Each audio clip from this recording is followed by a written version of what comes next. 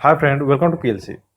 आज के इस वीडियो में हम लोग एक्सप्रेशंस के बारे में पढ़ेंगे। ठीक है, इससे पिछले वाला वीडियो में मैंने ऑपरेटर्स को कवर किया है। अगर आपने नहीं देखा है तो जाकर प्लेलिस्ट चेक कीजिएगा, उसमें मिल जाएगा। ठीक है, तो एक्सप्रेशंस क्या होते हैं प्रोग्रामिंग लैंग्वेज में, इस चीज़ को समझते हैं। तो पहले एक लाइन मैं पढ़ देता हूँ, फिर उसको एक्सप्लेन कर देता हूँ। ठीक है, कह रहा कि an expression may consist of one or more operands and zero or more operators to produce a value. हो सकता है ये लाइन आपको एकदम समझ में नहीं आया हो, लेकिन आप एकदम टेंशन फ्री रहिए, समझाना मेरा काम है। ठीक है, कह रहा है कि एक एक्सप्रेशन जो है उसके पास वन और मोर ऑपरेंड हो सकता है, वन और मोर ऑपरेंड हो सकता है and zero or more operators हो सकता है टू प्रोड्यूस ए वैल्यू, और वो सब मिलके एक वैल्यू प्रोड्यूस करेंगे। ठीक है, एक एग्जांपल से समझिए इस चीज को। देखिए, अगर हम लिखते हैं ए प्लस बी, ए प्लस बी, तो ए वेरिएबल है, बी वेरिएबल है, बीच में है ऑपरेटर। तो पिछले वाले वीडियो में ही हम आपको समझाए थे कि जो भी ऑपरेटर है बीच वाला प्लस, ये बाइनरी ऑपरेटर है। तो इसके दोनों साइड में, लेफ्ट साइड और राइट साइड, दोनों साइड में क्या चाहिए, वैल्यू चाहिए या वेरिएबल चाहिए। तो जो लेफ्ट साइड में दिख रहा है, राइट साइड में दिख रहा है, इसी को ऑपरेंड बोलते हैं। इसी को क्या बोलते हैं, ऑपरेंड। ऑपरेटर के दोनों साइड में ऑपरेंड दिखेगा अगर ऑपरेटर बाइनरी है तो। अगर ऑपरेटर यूनरी है तो किसी एक साइड में आपको ऑपरेंड दिखेगा। ऑपरेंड वैल्यू भी हो सकता है, मतलब कि लिटरल या कांस्टेंट भी हो सकता है, नहीं तो वेरिएबल जरूर होगा। ठीक है, चलिए, ज़्यादा कंफ्यूज नहीं होना, एकदम आसान आसान समझना। अब ये क्या बोल रहा है कि एक्सप्रेशन हम उसे बोलेंगे जिसमें एक से ज़्यादा ऑपरेंड हो सकता है, और ऑपरेटर की संख्या एक भी हो सकता है, एक से ज़्यादा भी हो सकता है, या नहीं भी हो सकता है। यहाँ पे लिख रहा है कि जीरो और मोर ऑपरेटर्स, मतलब कि ऑपरेटर नहीं भी अगर है तो भी वो एक्सप्रेशन ही कहलाएगा। जैसे कि अभी मैं इस चीज़ को थोड़ा सा मिटाता हूँ, ये वाला जो आपको दिख रहा है ये एक्सप्रेशन है। अगर हम केवल ए लिख देते हैं तो ये भी एक्सप्रेशन हो गया, क्योंकि ए के साथ कोई ऑपरेटर नहीं है तो भी ये एक्सप्रेशन है अपने आप में। क्योंकि जहां आप ए लिख रहे हैं वहां से ए में जो भी वैल्यू पहले से रखा गया होगा वो तो निकल के आ रहा है रिजल्ट के रूप में। ये ए प्लस बी होके रिजल्ट के रूप में कोई ना कोई वैल्यू तो निकल के आ रहा है ना। मान लीजिए कि ए आपके पास एक वेरिएबल है, बी एक दूसरा वेरिएबल है, ए में 5 है, बी में 7 है, तो यहाँ आपका क्या 12 निकल के आ रहा है। तो कुछ ना कुछ आपको वैल्यू प्रोड्यूस हो रहा है ना, तो ये क्या हो गया, एक्सप्रेशन कहलाएगा। यहाँ पे आपने सिंगल बस ए लिखा, या मान के चलिए सिंगल आपने बी लिखा, तो भी बी का वैल्यू तो कुछ निकल के आएगा ना। तो बी का मान 7 तो निकल के आ रहा है ना। तो केवल आपने बी भी लिख दिया, वेरिएबल का बस नाम भी लिख दिया, तो भी ये एक्सप्रेशन ही कहलाएगा। ठीक है, इवन अब चलिए एक्सप्रेशन का अलग अलग टाइप देख लेते हैं, वहां पे बाकी बचा हुआ चीज समझ में आ जाएगा। चलिए, तो एक्सप्रेशन क्या है, इसका कंफ्यूजन खत्म हो गया। अब आगे बढ़ते हैं एक्सप्रेशन के टाइप पे। देखिए, एक्सप्रेशन का जो टाइप है, सबसे पहला टाइप है कांस्टेंट एक्सप्रेशन। कांस्टेंट मतलब कोई भी वैल्यू अगर आप लिखते हैं, कोई भी वैल्यू अगर आप लिखते हैं जहाँ वेरिएबल नहीं है, मतलब वहाँ यहाँ पे वेरिएबल है ही नहीं, जो भी दिख रहा है वो कांस्टेंट है।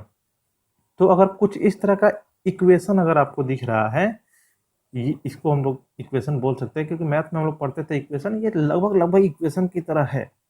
ठीक है, इक्वेशन ही है मान के चलिए। तो ये इक्वेशन से कुछ ना कुछ रिजल्ट तो निकल के आ रहा है।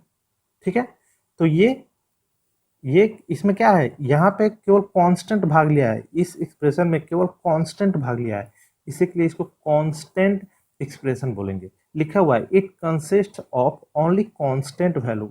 ऐसा एक्सप्रेशन जिसमें केवल कांस्टेंट वैल्यू भाग लिया है, तो उसको हम लोग कांस्टेंट एक्सप्रेशन बोलेंगे।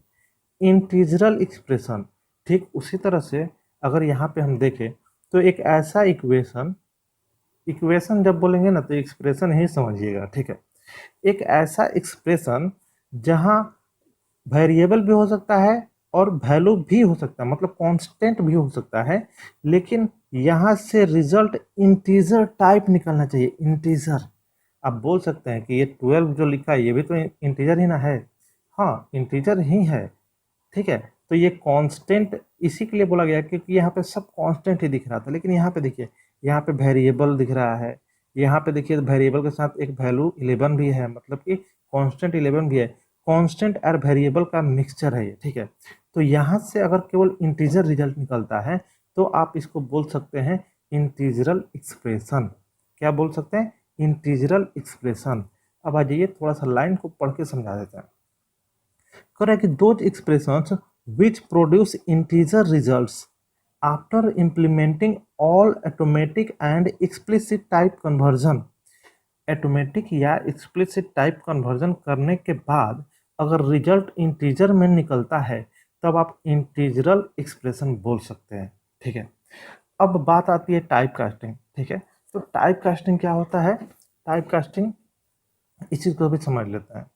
देखिए यहाँ पे आपको टाइप कास्टिंग किया गया है, यहाँ पे थोड़ा सा मिस्टेक से गलत लिख दिया है बुक वाला, इसको ऐसे लिखना चाहिए था। देखिए इसको हम करेक्ट कर देते हैं, 45 प्लस एक्स प्लस, यहाँ पे कोष्ठ के अंदर मतलब पैरेंथेसिस के अंदर डाटा टाइप लिखा जाता है टाइप कास्टिंग में, और फिर 2.5। देखिए 2.5 आपको पता है कि फ्लोट है, 2.5 जो वैल्यू है फ्लोट है। अब इस फ्लोट को इंटीजर में कन्वर्ट पहले किया जा रहा है, तब इस इक्वेशन में इसको लाया जा रहा है, ठीक है। तो जो ये इंट लिखे हैं, तो बस इतना कलर चेंज कर लेते हैं, बस इतना लिखने मात्र से क्या हो जाएगा, ये वैल्यू इंटीजर में कन्वर्ट हो जाएगा। 2.5 है तो रिजल्ट यहाँ से 2 निकल के आएगा, और फिर बाकी का जो बच रहा है इक्वेशन ये इवेलुएट होगा, और रिजल्ट जो निकल के आएगा वो इंटीजर में निकल के अगर आता है तो इंटीजरल एक्सप्रेशन कहलाएगा। चलिए आगे बढ़ते हैं। अब ठीक इसी तरह से अगला है फ्लोट। अगला क्या है? फ्लोट। Float expression. तो यहाँ पे भी ये जितना आपको दिख रहा है एक्सप्रेशन, अगर ये फ्लोट में रिजल्ट आपको देता है तो आप क्या बोलिएगा? Float expression. यहाँ पे भी टाइप कास्टिंग ऐसे किया जाता है, ये क्या किया है, इसको पोस्ट में कर लिया, ऐसा नहीं करना है, ठीक है। तो ये थोड़ा सा बाय मिस्टेक यहाँ पे वो टाइपिंग एरर है। अब आते हैं 4th नंबर पे, पॉइंटर एक्सप्रेशन। पॉइंटर अभी हम नहीं पढ़ाएं आप लोगों को, लेकिन पहले आप लोग पढ़े होंगे तो थोड़ा सा याद कीजिएगा। जो भी अब पॉइंटर बनाते थे तो कुछ इस तरह से पॉइंटर बनाते थे, इंट एस्ट्रिक्स पी, ये पॉइंटर आपने बना दिया, और आपके पास एक नॉर्मल वेरिएबल है इंट ए, ठीक है। अब ए का एड्रेस पी में डालने के लिए आप एड्रेस ऑपरेटर का यूज करते थे, ये वाला लाइन ध्यान में रखिए। तो एड्रेस ऑपरेटर आपने ए के साथ लगाया तो ए का एड्रेस पी में चला गया, तो वही कह रहा है कि एक ऐसा एक्सप्रेशन जो मेमोरी एड्रेस ही आपको रिटर्न करता हो, मतलब जो प्रोड्यूस करता हो मेमोरी एड्रेस, तो वो क्या कहलाएगा? Pointer expression. तो देखिए एग्जांपल में ये है पॉइंटर एक्सप्रेशन। क्लियर? आगे बढ़िए। बुलियन एक्सप्रेशन, ये तो बहुत बार आपको मिलेगा जब हम लोग आगे चलेंगे और कंट्रोल स्टेटमेंट पढ़ेंगे तो। देखिए बुलियन एक्सप्रेशन जितना हम लोग रिलेशनल ऑपरेटर पढ़े हैं, उन रिलेशनल ऑपरेटर को अगर आप यूज करते हैं तो ये क्या करता है, यहाँ से रिजल्ट 2 ही निकल के आता है। फिक्स्ड रिजल्ट है 2, या तो ट्रू या तो फॉल्स, या तो ट्रू निकलेगा या तो फॉल्स निकलेगा। इसी के लिए इसका नाम पड़ गया बुलियन। बुलियन में 2 ही वैल्यू रिजल्ट के तौर पे निकल सकता है, या तो ट्रू जिसको 1 से डिनोट करते हैं, या तो फॉल्स जिसको 0 से डिनोट करते हैं। 0 का मतलब फॉल्स और 1 का मतलब ट्रू। थोड़ा सा और क्लियर कर देते हैं, 0 का मतलब तो फॉल्स होता ही है, नॉन जीरो का मतलब नॉन जीरो का मतलब होता है ट्रू। तो नॉन जीरो में 1 भी एक नॉन जीरो वैल्यू है, -1 भी एक नॉन जीरो वैल्यू है, 10 भी एक नॉन जीरो वैल्यू है, -5 भी एक नॉन जीरो वैल्यू है। इन सब का मतलब ट्रू ही होता है। तो इस तरह से आपको क्वेश्चन बना के थोड़ा उलझा सकता है, तो ध्यान रखिएगा जीरो तो फिक्स्ड है फॉल्स के लिए, लेकिन नॉन जीरो वैल्यू को हम लोग क्या बोलते हैं, ट्रू। अब आ जाइए, बुलियन एक्सप्रेशन का मतलब एक ऐसा एक्सप्रेशन जिससे रिजल्ट बुलियन आए, मतलब या तो ट्रू आए या फॉल्स आए, तो उसको हम लोग क्या बोलेंगे, Boolean expression. Compound expression, compound expression मतलब कि कंपाउंड एक्सप्रेशन दो, आप बोल सकते हैं कि दो एक्सप्रेशन को एक साथ ले ले। यहाँ पे एक ऐसा एक्सप्रेशन जिसके अंदर दो एक्सप्रेशन कम से कम हो, या दो से ज़्यादा भी एक्सप्रेशन हो सकता है।